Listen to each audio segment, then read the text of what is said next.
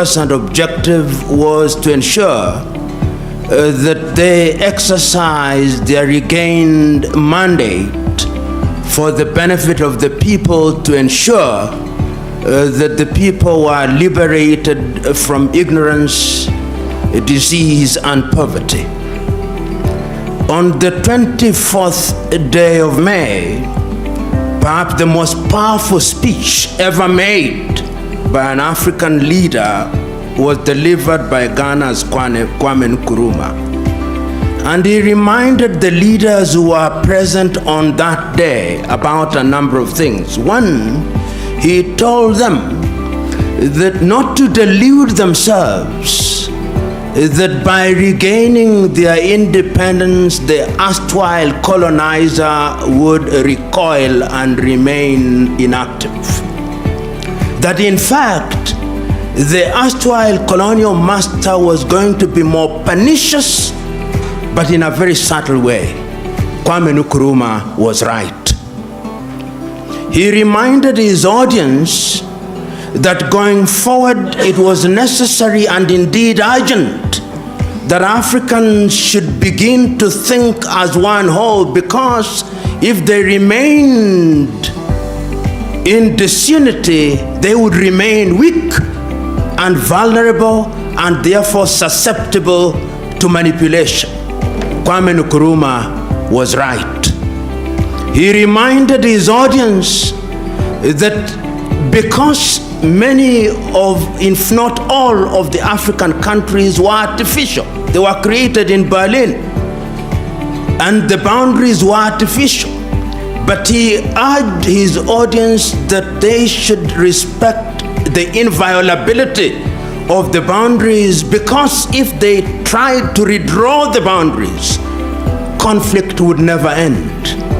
And that was reinforced in 1964 in Cairo on the doctrine of inviolability of inherited boundaries. I remind us of this particular incident 58 years ago because in 2013, the African Union came with Agenda 2063. And if you look at the text of Agenda 2063 and the speeches that were given around it, it was the rehash of what Kwame spoke about and the other leaders spoke about. And it's not lost on me last year that one of the themes of African Union was the silencing of the guns by the year 2020. I'm not a Jewish prophet, but the guns will not be silent next year. In fact, there are more guns that are emerging in Africa, which means that peace is still very elusive. And then we have been given the history. The founding fathers of the African countries took the view that because we are states made out of many nations, there was wisdom in having a style of politics that was different. So that in the early days of many African countries, many leaders held the view. Whether they were mistaken or not is another debate for another day. But they held the view that one of the things that they had to do was to have single-party states, so that if you went to Zaire then, or Congo before it became Zaire, or Zambia, or Malawi, or Kenya, or Uganda, or Tanzania, everybody believed that in order to hold the many nationalities together, you needed a single party under whose aegis organization of state affairs would be undertaken. Mistakes were made. And then the conceptual West convinced us that our salvation could only come from something they call democracy. And I'm using the word very deliberately, something they call democracy, which they defined. And they defined it in English, if you are colonized by the English, and they defined it in French, if you are colonized by the French, and they defined it in Portuguese if you are colonized by the Portuguese, and they defined it in Spanish if you are colonized by the Spaniard. We never defined it in Kinyarwanda. No, it was never defined in Igbo or Yoruba. And we were told after the collapse of the Soviet Union that democracy was equals to 1, multi-party politics, 2, periodic elections, 3, limitation of terms of the presidency. That is how the conceptual West defined it for us.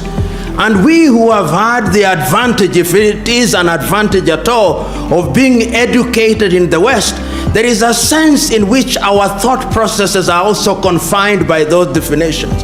However much we want to free ourselves, we find our default mode being how we were trained. So when we define democracy, we are also caught up in this box.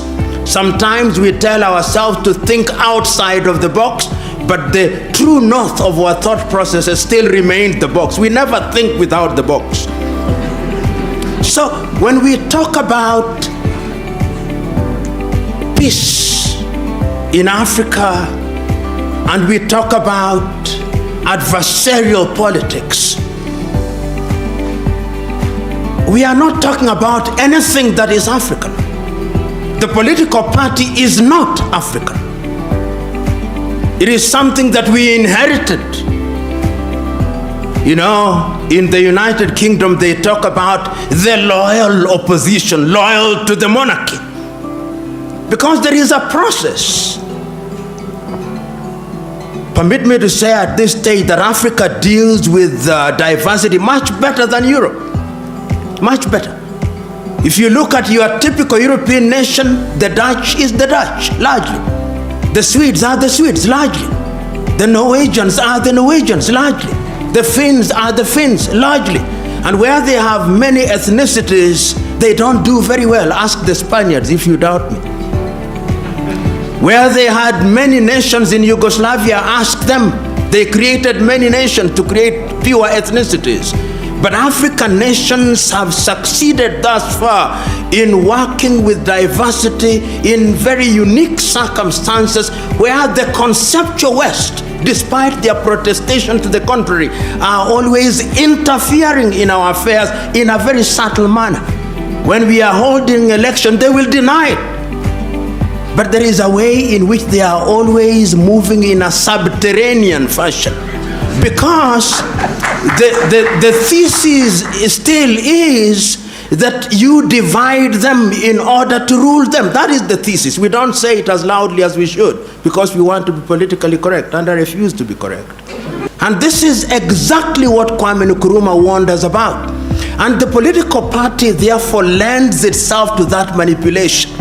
We will be persuaded, because it is us who have gone to school who form political parties, we will be persuaded to form outfits.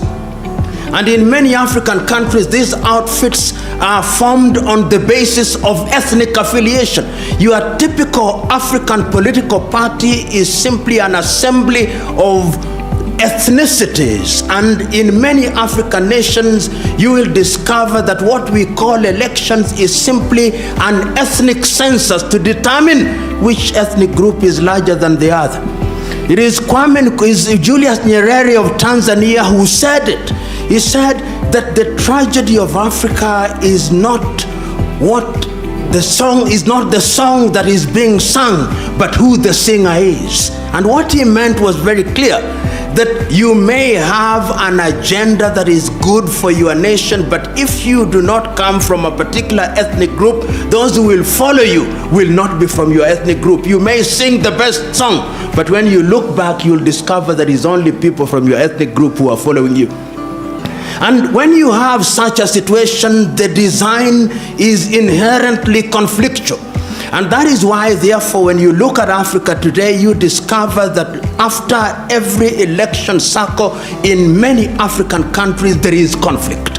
Because you go into the election, or the political parties go into an electoral process on the basis that we must win, and if we don't win, the elections have been rigged. In other words, we place so much premium on the presidency. And you'll see in many African countries, entry into government is like winning a lottery. It is winning a lottery because it gives you access to resources. And therefore people claim the president. If you are in a country, you say, and one of your own means a son. They are normally sons.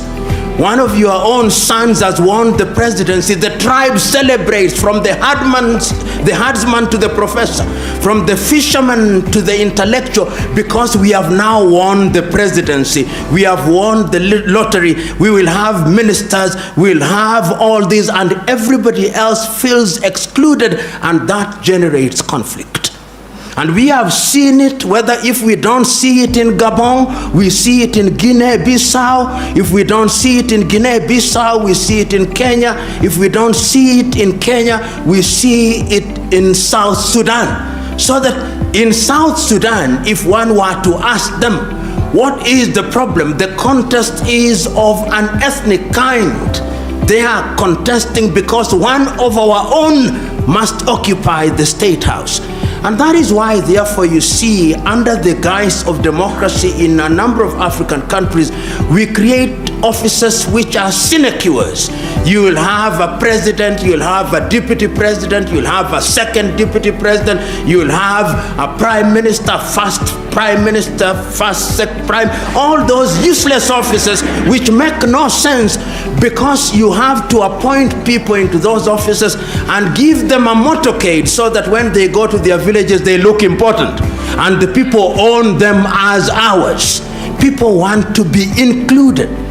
In such a scenario, my verdict is, number one, Africa's long-term salvation demands that we avoid adversarial politics.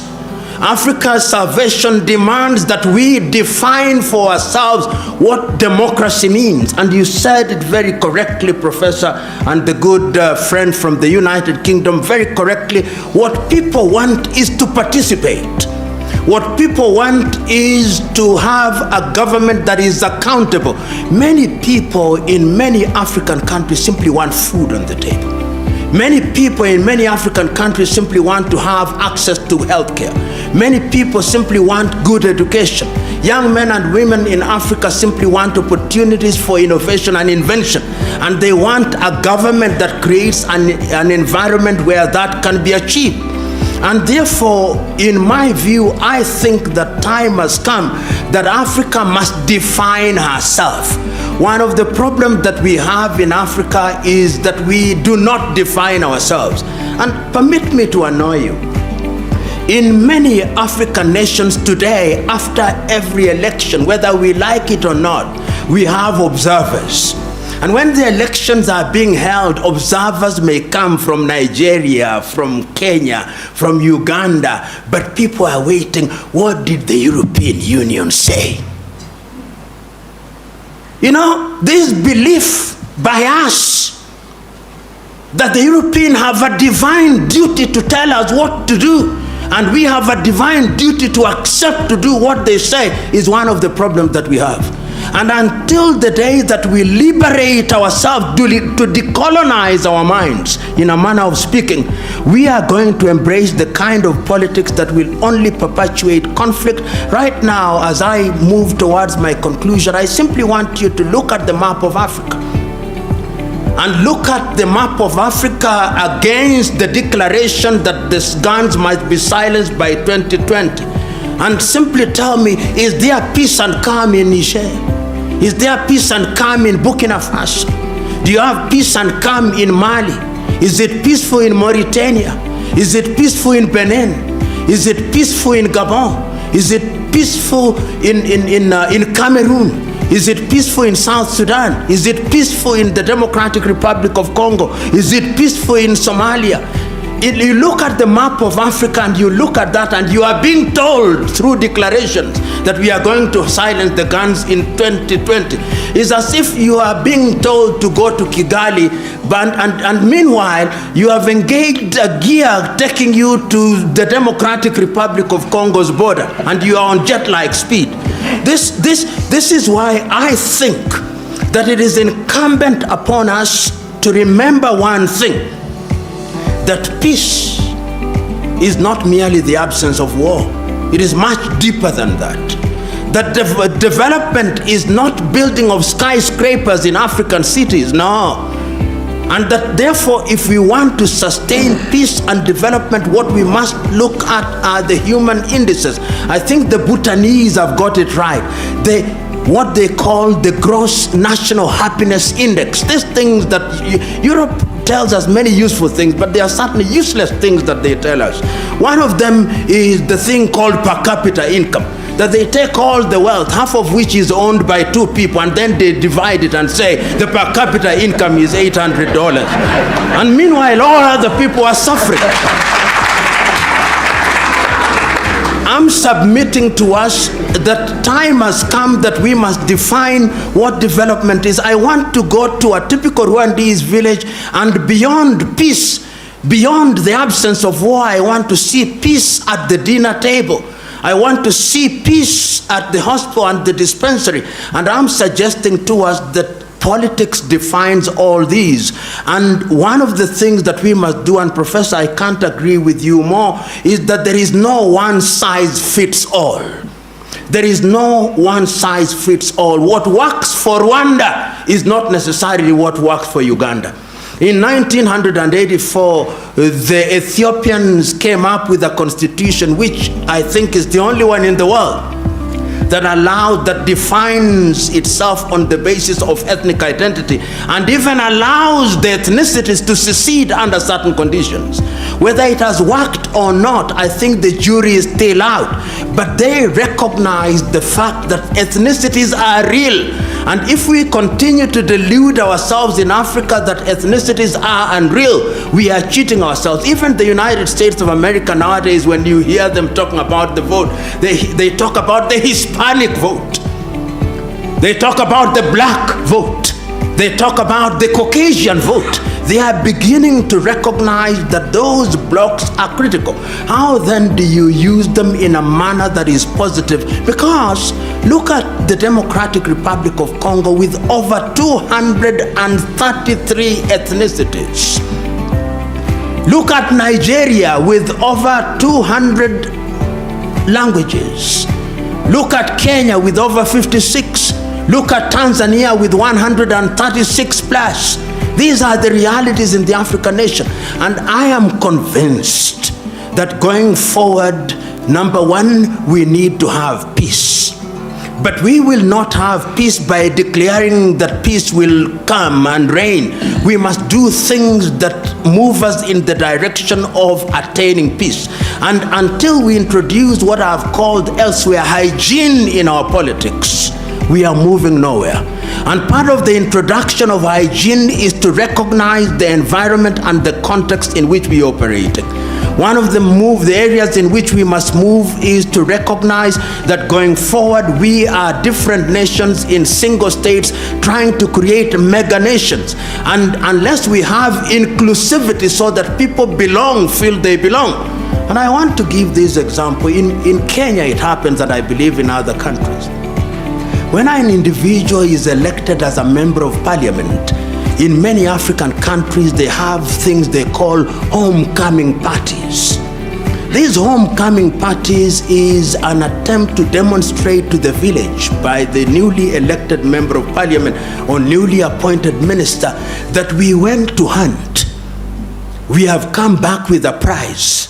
That prize is membership in parliament or a ministerial post. Let us eat and celebrate. So that when you want to punish that individual, you are not punishing the holder of the office, but you are punishing the whole village. People own these positions. And I'm suggesting to us that politics must be of such a nature that allows ethnicities and groups to negotiate. I do not as yet have an answer, which I think I can pin on the ground, but I have the following things: that it cannot be uniform, that it must be specific to the circumstances of each country, that it is us who must define it, and that we must have a vocabulary for it, and that we must warn ourselves that the erstwhile colonial master is alive and well, subterranean and pernicious to the core. Don't delude yourselves. And remember that sometimes the disunity of Africa is big business. And if we forget that, we will once again be manipulated. Lastly,